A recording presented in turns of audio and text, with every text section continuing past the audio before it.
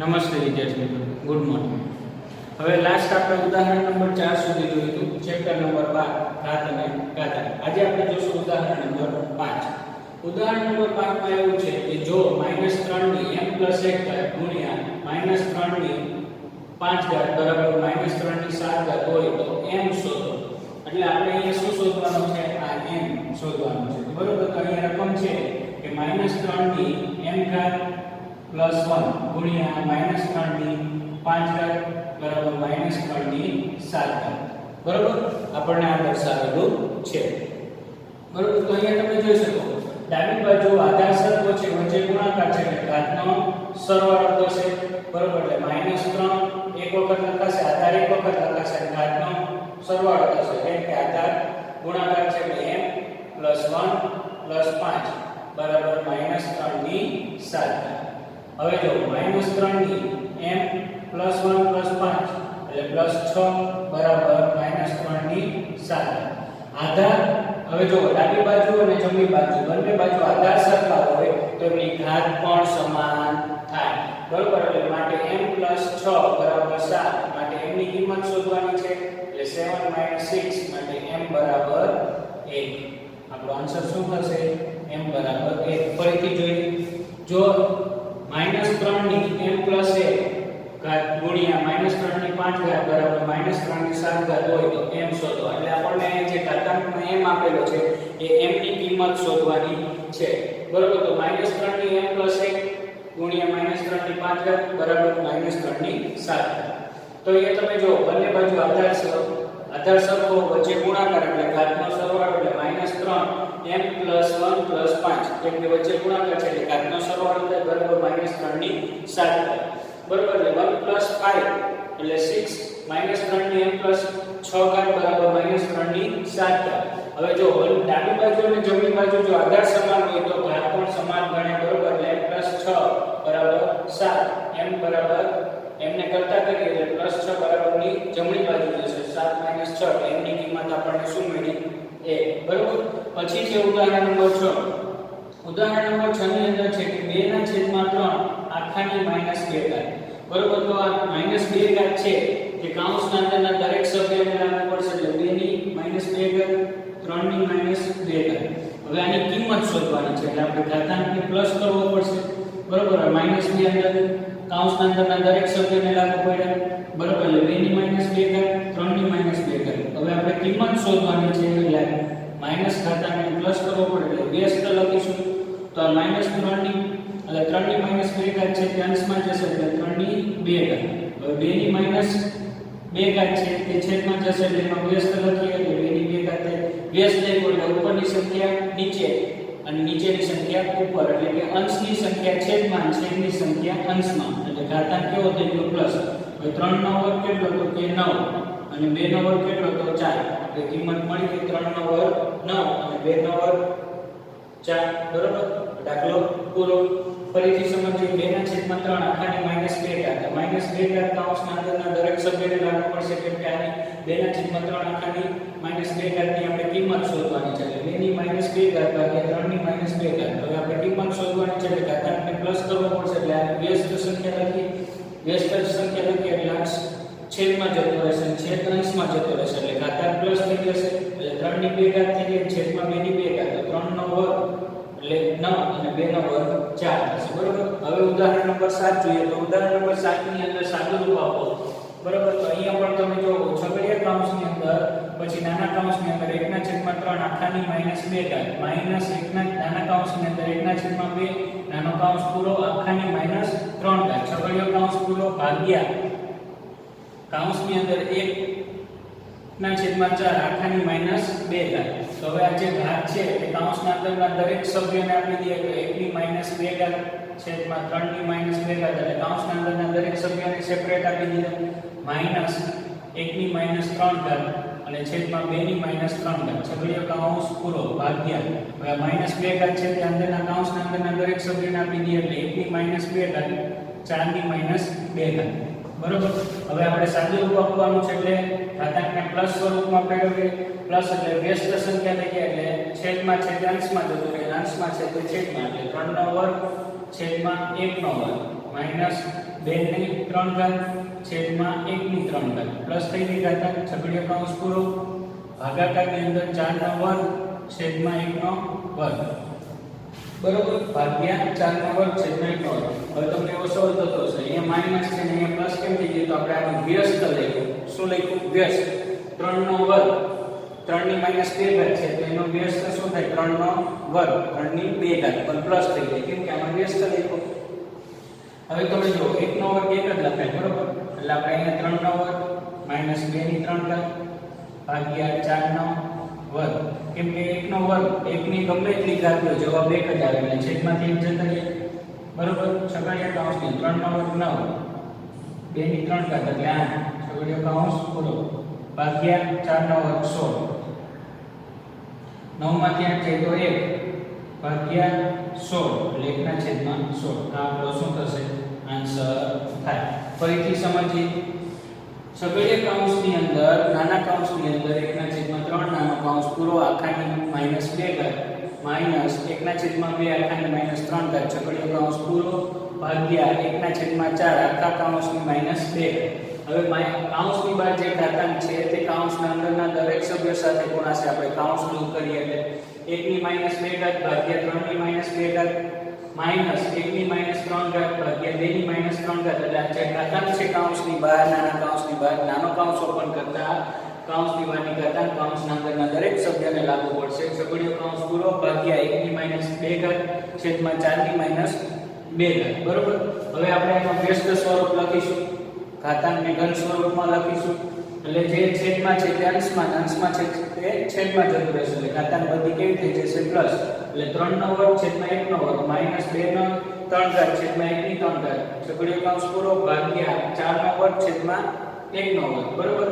હવે 1 ની ગમે એટલી ઘાત હોય જવાબ 1 જ આવશે એટલે 3 નો વર્ગ માઈનસ 2 ની ઘન છગડીયો કૌંસ પૂરો ભાગ્યા 4 નો વર્ગ 3 નો વર્ગ 9 અને 2 નો ઘન 8 એટલે 9 - 8 છગડીયો કૌંસ પૂરો ભાગ્યા 4 નો વર્ગ 16 9 માંથી 8 જાય તો 1 ભાગ્યા 16 એટલે ભાગાકારનું ચિહ્ન દૂર કર્યું એટલે છેદમાં જાય 1/16 જવાબ આવે. ક્લિયર? હવે સેમ એવો બીજો દાખલો છે. બીજા દાખલાની અંદર શું છે કે 5/8 કૌંસની અંદર 5/8 આખાની -7 ઘાત ગુણ્યા 8/5 આખાની -5 ઘાત તો કૌંસ ઓપન કરીએ એટલે કૌંસની બહાર જે ઘાતાંક છે કૌંસના અંદરના દરેક સભ્યોને લાગુ પડશે એટલે 5 ની -7 ઘાત છેદમાં 8 ની -7 ઘાત એટલે 7 -7 ઘાત છે તે કૌંસના અંદરના દરેક સભ્યને લાગુ પડે બરોબર ગુણ્યા 8 ની -5 ઘાત છેદમાં 5 ની -5 ઘાત. ક્લિયર? હવે તમે જોઈ શકો વિદ્યાર્થીઓ આધાર અંશ અને છેદમાં સરખો છે બરોબર. અહીંયા 5 ની -7 ઘાત અહીંયા 5 ની -2 ઘાત અને અહીંયા 8 ની -5 ઘાત અને અહીંયા 8 ની -7 ઘાત તો ભાગાકાર થશે. એવું ન કરવું હોય તો એક બીજી રીત પણ છે. આપણે આનો ઘાતાંક કેમાં ફેરવી દઈએ? પ્લસમાં ફેરવી દઈએ એટલે વ્યસ્ત લખી દઈએ તો 8 ની 7 ઘાત છેદમાં 5 ની 7 ઘાત ગુણ્યા 5 ની 5 ઘાત છેદમાં 8 ની 5 ઘાત. તો હવે તમે જો 8 ની 7 ઘાત અને આ ભાગાકારમાં છે 8 ની 5 ઘાત ભલે વચ્ચે ગુણાકાર છે ભલે વચ્ચે ગુણાકાર છે પણ છેદમાં છે ને 8 ની 5 ઘાત એટલે ભાગાકાર સ્વરૂપેથી એટલે ઘાત અંશમાં મોટી છે એટલે બાદબાકી અંશમાં થશે એટલે શું થશે 8 ની 7 ઘાત -5 ઘાત એટલે આ 5 ઘાત ઉપર માઈનસ થશે અને અહીંયા છેદમાં છે 5 માં 7 - 5 તો કેટલા થયા 8 ની 2 ઘાત અને 5 ની પણ 2 ઘાત 7 માંથી 5 જાય તો ભાઈ 8 નો વર્ગ 64 અને 5 નો વર્ગ 25 બરોબર. ફરીથી આ દાખલો જોઈએ તો 5 ના છેદમાં 8 આખાની -7 ઘાત ગુણ્યા 5 ના છેદમાં 5 આખાની -5 ઘાત કૌંસ ખોલતા કૌંસની બહારનો ઘાતાંક કૌંસના અંદરના દરેક સભ્યને લાગુ પડશે એટલે 5 ની -7 ઘાત છે 5 ની -7 ઘાત ગુણ્યા 8 ની -5 ઘાત છેદમાં 5 ની -5 ઘાત. હવે આપણે એનો વ્યસ્ત લખી દઈએ એટલે ઘાતાંક પ્લસ થઈ જાય એટલે આપણને સરવાળા બાદબાકી કરવામાં ઈઝી પડે એટલે વ્યસ્ત થઈ ગયો તો 8 ની 7 ઘાત અને 5 ની 7 ઘાત કેમ કે આપણે વ્યસ્ત લખીએ અંશમાં હોય તે છેદમાં હોય તે અંશમાં જતું રહેશે ગુણ્યા 5 ની 5 ઘાત 8 ની 5 ઘાત. હવે 8 ની 7 ઘાત છેદમાં 8 ની 5 ઘાત બંને ભાગાકારમાં છે આધાર સરખો હોય એવા ભાગાકાર સ્વરૂપની ક્રિયામાં છે એટલે જ્યાં ઘાત મોટી હોય ત્યાં બાદબાકી થશે તો 8 ની 7 ઘાત અંશમાં મોટી છે એટલે 8 ની 5 ઘાત અંશમાં બાદબાકી થશે 8 ની 7 ઘાત -5 અને અહીંયા 5 ની 7 ઘાત અને અહીંયા 5 ની 5 ઘાત બંને ભાગાકાર સ્વરૂપે છે ભલે વચ્ચે ગુણાકાર છે પણ આધાર સરખાવાળી સંખ્યા ભાગાકાર સ્વરૂપે છે અંશ અને છેદમાં એટલે ઘાતની બાદબાકી થાય એટલે 5 ની 7 -5 એટલે 8 ની 7 -5 ઘાત છે તો 7 માંથી 5 જાય તો 2 એટલે 8 નો વર્ગ અને 5 ની 7 -5 ઘાત તો 7 માંથી 5 જાય તો 2 એટલે 5 નો વર્ગ 8 નો વર્ગ 64 અને 5 નો વર્ગ 25 બરોબર ખ્યાલ આવ્યો વિદ્યાર્થી મિત્રો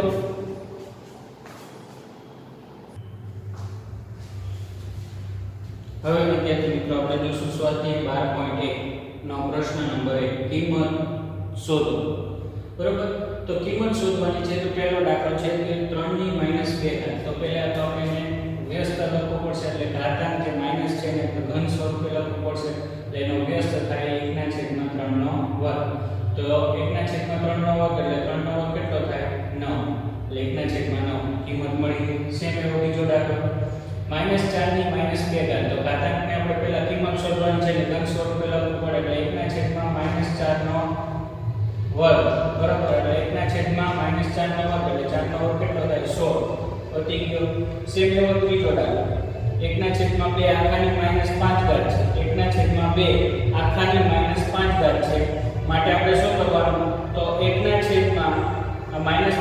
છે કૌંસના અંદરના દરેક સભ્યને લાગુ પડશે બરોબર કૌંસના અંદરના દરેક સભ્યને લાગુ પડશે એટલે 1 ની -5 ઘાત છેદમાં 2 ની -5 ઘાત બરોબર તો એક હવે આને વ્યસ્ત સ્વરૂપમાં ઘાતાંક માઈનસ સ્વરૂપે છે તો પ્લસ સ્વરૂપે કરવું પડશે એટલે 2 ની 5 ઘાત છેદમાં 1 ની 5 ઘાત બરોબર 2 ની 5 ઘાત એટલે 32 અને 1 ની 5 ઘાત એટલે 1 એટલે જવાબ કેટલો આવશે તો 32 આવે ખ્યાલ આવ્યો વિદ્યાર્થી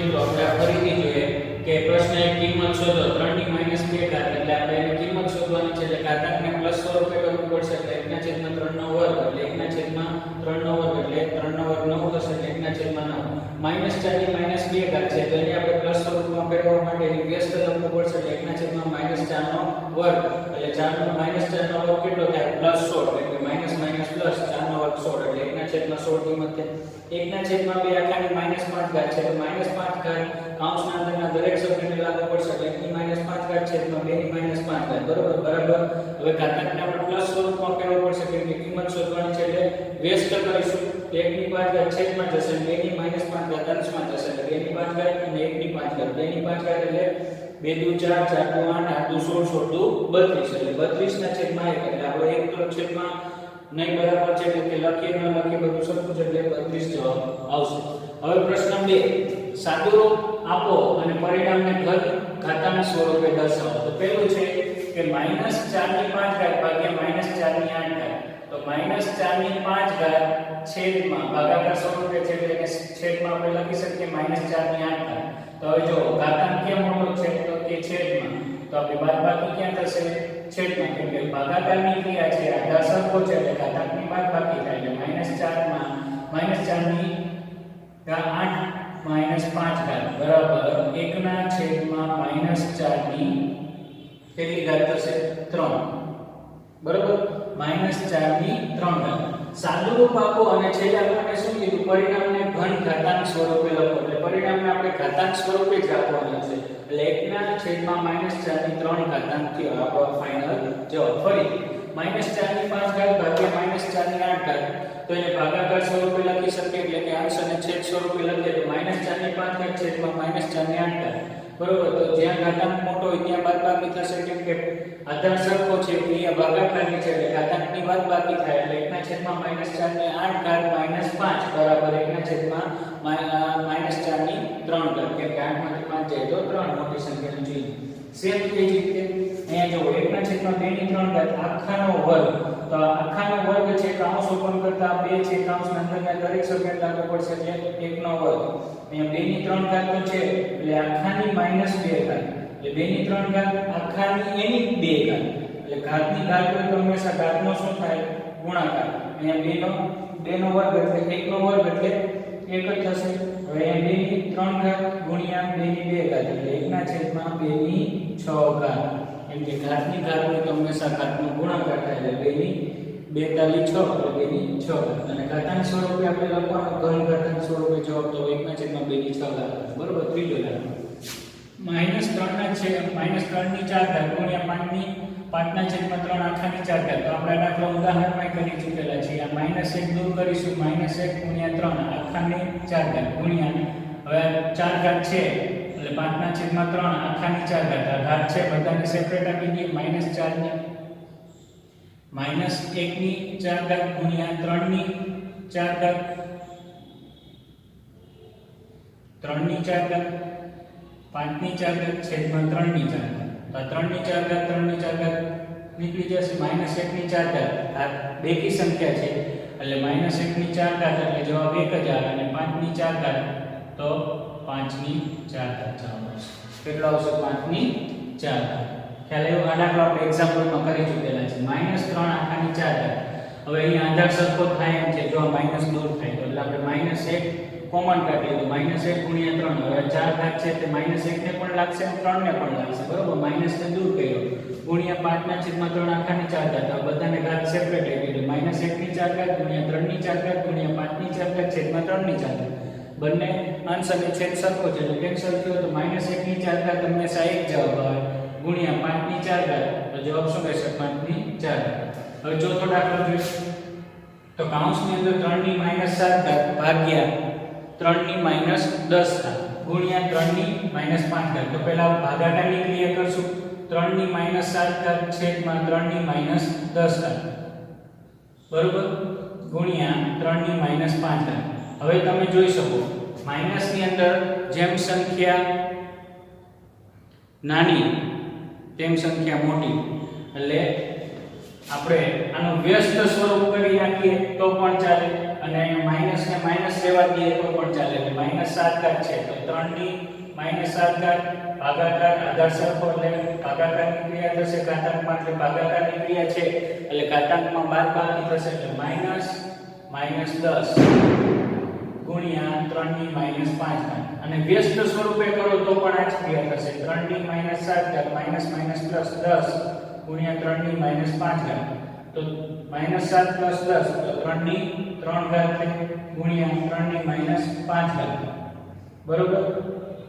હવે આધાર સરખો છે ઘાત અલગ અલગ છે વચ્ચે ગુણાકાર છે એટલે શું થશે? 3 ની 3 ઘાત +-5 માટે 3 ની 3 - 5 બરાબર 3 ની -2 ઘાત બરાબર 1/3 નો વર્ગ. ફરીથી સમજીએ દાખલો. 3 ની -7 ઘાત ભાગ્યા 3 ની -10 ઘાત. એને ભાગાકાર સ્વરૂપે લખીએ એટલે 3 ની -7 ઘાત છેદમાં 3 ની -10 ઘાત. આપણે અંશ અને છેદ સ્વરૂપે લખ્યું કેમ કે અહીંયા ભાગાકારનું ચિહ્ન છે ગુણ્યા 3 ની -5 ઘાત. હવે તમે જો -7 અને -10 તો -7 અને -10 માં મોટું કોણ? તો કે -7. બરોબર. કેમ કે માઈનસ ની સંખ્યા નાની તેમ મોટી સંખ્યા કહેવાય એટલે -7 મોટી એટલે અંશમાં બાદબાકી થશે કેમ કે ભાગાકારની ક્રિયા છે આધાર સરખો છે એટલે ઘાતાંકની બાદબાકી થશે એટલે 3 ની -7 ઘાત નિયમના -10 ગુણ્યા 3 ની -5 ઘાત. તો -10 3 ની -7 ઘાત +10 ગુણ્યા 3 ની -5 ઘાત. બરોબર. એટલે 3 ની 3 ઘાત ગુણ્યા 3 ની -5 ઘાત. આધાર સરખો વચ્ચે ગુણાકાર એટલે ઘાતાંકમાં સરવાળો 3 ની 3 ઘાત +-5 +-, 3 ની 3 ઘાત -5 બરાબર 3 ની -2 ઘાત.